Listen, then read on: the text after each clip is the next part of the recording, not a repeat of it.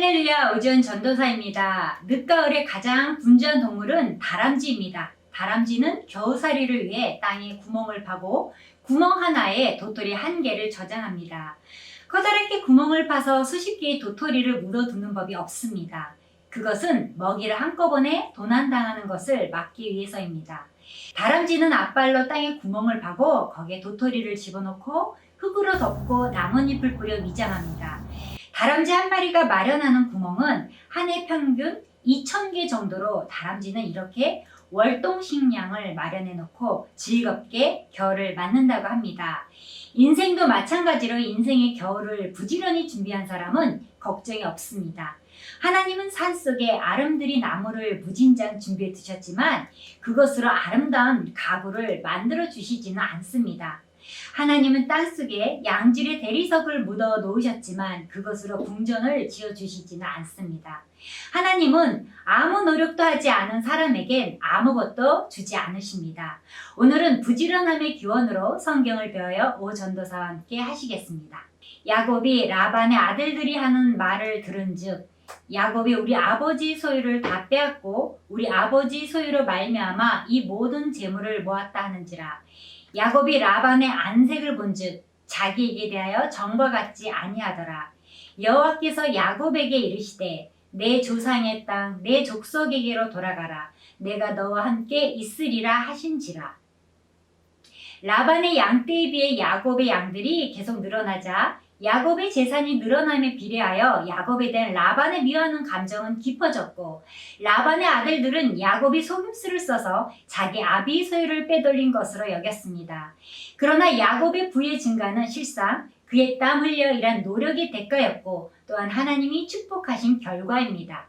야곱은 자기 아내들 라헬과 레아를 자기가 양떼를 치는 들로 불러다가 그 상황을 말해주는데 그러나 중요한 일을 상의할 때는 당연히 첫 번째 부인이 처음으로 거론되어야 함에도 불구하고 4절에 라헬과 레아를 자기 양떼가 있는 둘로 불러다가 기록한 것을 보면 야곱은 라헬을 선호함을 알 수 있습니다. 그들에게 이르되 내가 그대들의 아버지의 안색을 본즉 내게 대하여 전과 같지 아니하도다. 그러할지라도 내 아버지의 하나님은 나와 함께 계셨느니라. 그대들도 알거니와 내가 힘을 다하여 그대들의 아버지를 섬겼거늘 그대들의 아버지가 나를 속여 품삯을 10번이나 변경하였느니라. 그러나 하나님이 그를 막으사 나를 해치지 못하게 하셨으며 그가 이르기를 점 있는 것이 내 삭시 되리라 하면 온 양떼가 낳은 것이 점 있는 것이요 또 얼룩무늬 있는 것이 내 삭시 되리라 하면 온 양떼가 낳은 것이 얼룩무늬 있는 것이니 하나님이 이같이 그대들의 아버지의 가축을 빼앗아 내게 주셨느니라. 그 양떼가 새끼 될 때에 내가 꿈에 눈을 들어보니 양떼를 탄 숫양은 다 얼룩무늬 있는 것과 점 있는 것과 아롱진 것이 없더라. 꿈에 하나님의 사자가 내게 말씀하시기를 야곱아 하기로 내가 대답하기를 여기 있나이다 하매 이르시되 내 눈을 들어보라. 양떼를 탄 숫양은 다 얼룩무늬 있는 것 점 있는 것과 아롱진 것이니라. 라반이 내게 행한 모든 것을 내가 보았노라. 나는 베델의 하나님이라. 내가 거기서 기둥에 기름을 붓고 거기서 내게 서원하였으니 지금 일어나 이곳을 떠나서 내 출생지로 돌아가라 하셨느니라. 아내들이 알듯이 그가 힘을 다해 장인을 섬겼지만 장인은 그를 속여 품삯을 10번이나 변경하였습니다. 그러나 하나님께서 장인을 금하셔서 그를 해치지 못하게 하셨고 장인의 짐승을 빼앗아 그에게 주셨다고 말했습니다. 야곱이 레아와 라헬에게 라반에 대해 말하는 장면에서 알 수 있듯 라반은 믿지 못할 사람이었고 변덕쟁이였습니다. 1절에 라반의 아들들이 야곱에 대해 말하기를 자기 아버지 소유를 다 빼앗은 자로 아버지 라반은 소유를 빼앗긴 무능력한 자로 평가합니다. 그럼 딸들의 평가는 어떠했을까요? 라반은 한마디로 아들들에게는 소유를 빼앗긴 능력 없는 사람으로 사위에게는 신뢰가 없는 사람으로 딸들에게는 돈밖에 모르는 사람이었습니다. 라헬과 레아가 그에게 대답하여 이르되 우리가 우리 아버지 집에서 무슨 분깃이나 유산이 있으리요. 아버지가 우리를 팔고 우리의 돈을 다 먹어버렸으니 아버지가 우리를 외국인처럼 여기는 것이 아닌가. 하나님이 우리 아버지에게서 취하여 가신 재물은 우리와 우리 자식의 것이니 이제 하나님이 당신에게 이르신 일을 다 준행하라. 고대 중동 사회, 특히 메소포타미아 북부 지방에서는 약혼자가 장인에게 준 신부 몸값의 일부가 혼인 후에는 신부에게 주어지도록 되어 있습니다. 그런데 라반은 야곱에게서 그의 노동을 신부 몸값으로 받아 부유하게 되었지만 딸들에게는 아무것도 주지 않았습니다. 사실 라반의 처사는 당시의 결혼법을 무시한 것으로 딸들의 비난을 받을 만하였습니다. 이처럼 라헬과 레아가 가나안으로 떠나자는 남편 야곱의 제의에 의로 쉽게 동지한 이유는 14년에 걸친 야곱의 노동력 대가로 자신들이 팔렸다는 탐욕스러운 아버지에 대해 불만을 평소 품고 있었으며 자신들을 딸로서가 아니라 철저히 출간 외인으로서 취급하는 아비 라반의 태도를 볼 때 더 이상 상속물에 대한 기대를 가질 수 없었고 야곱이 번성하는 과정에서 느낀 하나님의 축복과 섭리를 어렴풋이나마 깨달았기 때문입니다.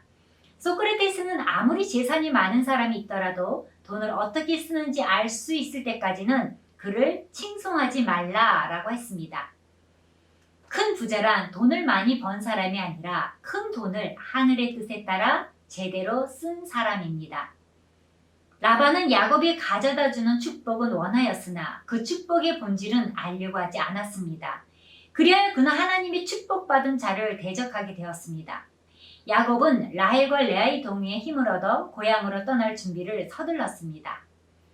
야곱이 일어나 자식들과 아내들을 낙타들에게 태우고 그 모은 바 모든 가축과 모든 소유물 곧 그가 밧단 아람에서 모은 가축을 이끌고 가나안 땅에 있는 그의 아버지 이삭에게로 가려 할세 그때 라반이 양털을 깎으러 갔으므로 라헬은 그의 아버지 드라빔을 도둑질하고 야곱은 그 거취를 아람 사람 라반에게 말하지 아니하고 가만히 떠났더라. 마침 그때는 유목민들에게 양털을 깎는 일에 전념하고 있었는데 유목민들에게 양털을 깎는 일은 여러 날이 걸리는 큰 행사로서 친구들을 초청하는 등 큰 잔치를 배설하여 축제 분위기를 일으키기도 하는데 야곱과 그 가족이 이러한 중요한 잔치에서 제외된 것은 라반이 그들을 남처럼 여겼다는 것입니다. 그 기회를 틈타 야곱은 이 시기를 행동 계시일로 잡은 것입니다.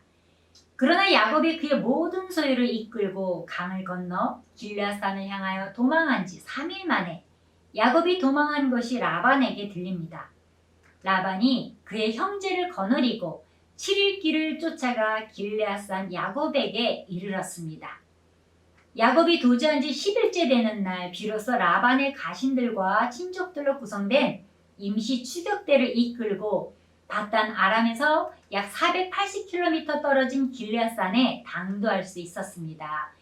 이는 하루에 약 70km의 속도로 7일간 매우 빠르게 추격해온 것으로 라반의 마음이 얼마나 맹렬한 분노로 불타고 있었는지를 보여줍니다. 따라서 야곱은 20년간의 천신만고 고생 끝에 얻은 재산뿐 아니라 생명까지도 잃어버릴 위험에 봉착하였습니다. 한편 야곱이 이처럼 추격당할 수밖에 없었던 이유는 자신의 무리들, 아녀자 및 가축대의 기동성 문제와 길앗산지의 험준함 때문에 빠른 속도로 전진하지 못했기 때문이었습니다. 밤에 하나님이 아람 사람 라반에게 현명하여 이르되 너는 삼가 야곱에게 선악간에 말하지 말라 하셨더라. 7일 만에 그는 길앗산에 야곱을 따라 잡게 되었으나 잡기 전날 밤 하나님께서 꿈에 나타나 설득으로나 협박으로 야곱에게 선악간에 말하지 말라는 것은 선에서부터 악에 이르기까지란 뜻입니다. 이는 무엇이든지 어떤 것이든 정죄하지 말라는 말입니다. 라반이 야곱을 뒤쫓아 이르렀으니 야곱이 그 산에 장막을 친지라. 라반이 그 형제와 더불어 길앗산에 장막을 치고 라반이 야곱에게 이르되 내가 나를 속이고 내 딸들을 칼에 사로잡힌 자같이 끌고 갔으니 어찌같이 하였느냐. 내가 즐거움과 노래와 북과 수금으로 너를 보내겠거늘 어찌하여 내가 나를 속이고 가만히 도망하고 내게 알리지 아니하였으며 내가 내 손자들과 딸들에게 입맞추지 못하게 하였으니 내 행위가 참으로 어리석도다. 너를 해할 만한 능력이 내 손에 있으나 너희 아버지 하나님이 어젯밤에 내게 말씀하시기를 너는 삼가 야곱에게 선악간에 말하지 말라 하셨느니라. 라반은 야곱에게 몰래 도망친 사실을 나무랍니다. 몰래 도망쳤다는 사실은 라반의 집을 모욕하는 처사였습니다. 말하고 갔으면 잔치를 베풀어 보내줬을 텐데 고향집에 간다는데 왜 안 보내주겠느냐 하면서 자기를 포장합니다. 라반은 자기가 야곱을 해할 만한 능력이 있지만 하나님께서 어젯밤 꿈에 자기에게 나타나셔서 그것을 금하셨다고 고백합니다. 그러자 야곱이 말합니다. 내가 이 20년을 외삼촌과 함께 하였거니와 외삼촌의 암양들이나 암염소들이 낙태하지 아니하였고 또 외삼촌의 양떼의 숫양을 내가 먹지 아니하였으며 물려 찢긴 것은 내가 외삼촌에게로 가져가지 아니하고 낮에 도둑을 맞았든지 밤에 도둑을 맞았든지 외삼촌이 그것을 내 손에서 찾았으므로 내가 스스로 그것을 보충하였으며 내가 이와 같이 낮에는 더위와 밤에는 추위를 무릅쓰고 눈 붙일 겨를도 없이 지냈나이다. 암양은 털과 고기 외에도 젖과 새끼를 낳아주기 때문에 경제 가치가 더 큽니다. 그런데 암양은 고사하고 관례적으로 목자에게 허락되는 수양 한 마리조차 잡아먹지 아니했으며 성심성의껏 양들을 돌보아 모두 건강하여지도록 했습니다. 특히 아람 지방은 일교차가 커서 낮에는 무덥다가 밤이 되면 기온이 급강하여 매우 추웠습니다. 그래서 야곱은 더위와 추위를 무릅쓰고 잠도 제대로 못 자며 고생했던 것입니다. 야곱은 이처럼 지난 20년 동안 자신이 당했던 억울하고 부당한 일들을 라반에게 항의하고 하란에서 20년 동안 성실하게 일하였음을 알 수 있습니다. 내가 외삼촌의 집에 있는 이 20년 동안 외삼촌의 두 딸을 위하여 14년, 외삼촌의 양떼를 위하여 6년을 외삼촌에게 봉사하였거니와 외삼촌께서 내 품삯을 10번이나 바꾸셨으며 우리 아버지 하나님, 아브라함의 하나님, 곧 이삭이 경외하는 이가 나와 함께 계시지 아니하셨더라면 외삼촌께서 이제 나를 빈손으로 보내셨으리이다마는 하나님이 내 고난과 내 손의 수고를 보시고 어젯밤에 외삼촌을 책망하셨나이다. 41절에는 두 아내를 위해 14년, 양떼를 위해 6년, 야곱은 하란에서의 20년을 외삼촌을 섬긴 세월이라고 요약합니다. 또 그는 외삼촌께서 그의 품삯을 10번이나 변경하셨으며 42절에는 아브라함의 하나님 곧 이삭이 경외하는 이가 그와 함께 계시지 아니하셨더라면 외삼촌께서 이제 그를 빈손으로 돌려보내셨을 것이나 하나님께서 그의 고난과 그의 손의 수고를 감찰하시고 어젯밤에 외삼촌을 책망하셨다고 말합니다. 성경은 여호와를 경외하며 그 도에 행하는 자마다 복이 있도다. 내가 내 손이 수고한 대로 먹을 것이라고 말합니다. 야곱은 부지런한 사람입니다. 밤낮 없이 수고하고 노력했습니다. 땀 흘리며 일했습니다. 야곱은 하나님의 복을 받으려고 무던히 수고하고 노력을 했습니다. 엄마의 뱃속에서부터 몸부림을 쳤고 태어나면서도 경쟁을 하고 자라면서도 항상 길을 살피고 있었습니다. 그런 삶의 자세는 집에서나 외삼촌 집에서나 변함이 없었습니다. 4명의 아내와 12명의 아들과 수많은 양떼를 얻은 것도 그냥 얻은 것이 아닙니다. 수십 년 땀 흘리고 일한 대가로 받은 것입니다. 야곱은 가만히 앉아서 복을 받은 것이 아닙니다. 잠언 10장 4절에 손을 게으르게 놀리는 자는 가난하게 되고 손이 부지런한 자는 부하게 되느니라는 말씀처럼 우리 인생이 하나님께서 생명 주시고 건강 주시는 그 순간까지 부지런히 살아야 합니다. 부지런한 사람이 건강하고 하나님의 축복, 하나님의 능력을 받는 것입니다. 하나님이 이런 사람들을 통해 역사하십니다. 부지런한 사람에게 100배, 1000배, 10,000배의 축복을 허락하여 주십니다. 마무리합니다. 미국의 최대 부자 록펠러는 나의 성공 비결은 하나님께로부터 온 지혜다 라고 말했습니다. 모든 것은 하나님께로부터 오는 지혜에서 기인된 것입니다. 이 세상에 속임수가 많고 악이 많아 불의가 만연하지만 하나님 앞에 지혜를 구해야 성공하게 되는 것입니다. 잠언 6장 6절부터 8절입니다. 게으른 자여 개미에게 가서 그가 하는 것을 보고 지혜를 얻으라. 개미는 두령도 없고 감독자도 없고 통치자도 없으되 먹을 것을 여름 동안에 예비하여 추수 때 양식을 모으느니라. 혹시 개미 중에 놀고 있는 개미를 보신 적 있습니까? 우리가 본 모든 개미는 언제나 먹을 것을 찾아 열심히 돌아다니거나 먹을 것을 운반하고 있는 모습이었을 것입니다. 하나님께서 창조하신 개미의 특징이 있다면 당장에 먹을 것을 위해 사냥을 하거나 일을 하는 것만이 아니라 나중에 먹을 음식을 저장하고 예비하기 위하여 열심히 일한다는 것입니다. 개미는 여름에 자기 먹을 것을 예비하고 수확 때에 자기 양식을 모은다고 말씀하고 있습니다. 7절의 개미는 두령도 없고 감독자도 없고 통치자도 없다고 했습니다. 누구에게 인정받기 위해서 사람에게 보이려고 억지로 하는 것이 아니라 자기의 삶을 준비하기 위해서 끈기와 의욕을 가지고 열심히 사는 겁니다. 개미가 가르쳐주는 지혜는 무엇입니까? 첫 번째는 부지런하고 성실하게 일하는 것입니다. 두 번째는 당장 유익을 위해서가 아니라 미래의 유익을 예비한다는 것입니다. 우리는 많은 어른이 자신들의 어린 시절을 기억하면서 후회하거나 아쉬워하는 말을 들을 수 있습니다. 안타까운 것은 바로 그 어른들이 다시 어린 나이로 돌아갈 수가 없다는 사실입니다. 잠언 6장 9절부터 11절입니다. 게으른 자여 내가 어느 때까지 누워 있겠느냐? 내가 어느 때에 잠이 깨어 일어나겠느냐? 좀 더 자자, 좀 더 졸자. 손을 모으고 좀 더 누워 있자 하면 내 빈궁이 강도같이 오며 내 곰핍이 군사같이 이르리라. 우리는 크든 작든 모두 하나님 앞에서 게으른 자임을 고백할 수밖에 없습니다.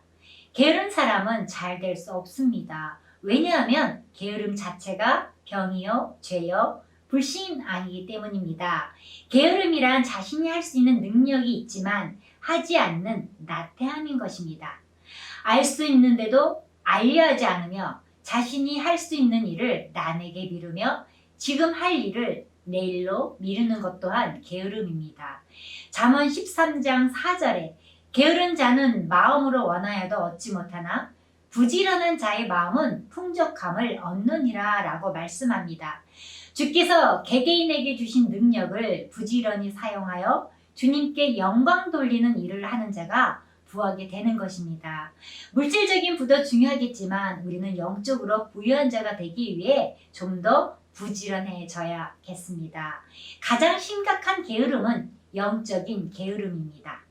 마태복음 25장에 보시면 한 달란트 받는 사람이 한 달란트 그대로 가지고 오자 예수님께서 뭐라고 하셨나요?